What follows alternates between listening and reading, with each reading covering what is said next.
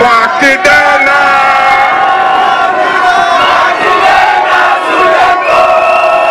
mbokk yi ñu ngi leen di nuyu di leen di bégee di leen di ziar ci turu Khalifa Ababacar Sall député maire de Dakar luñ fi indi tey mooy ñetti yëf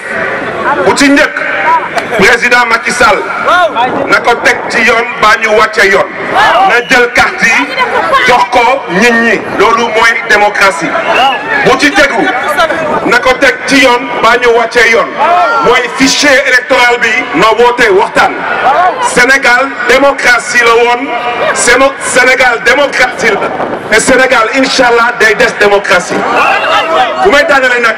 mooy na ko teg ci yoon baa ñu wàcce yoon mooy moom Macky Sall ci taxawaayam ci waxinam ci parparloom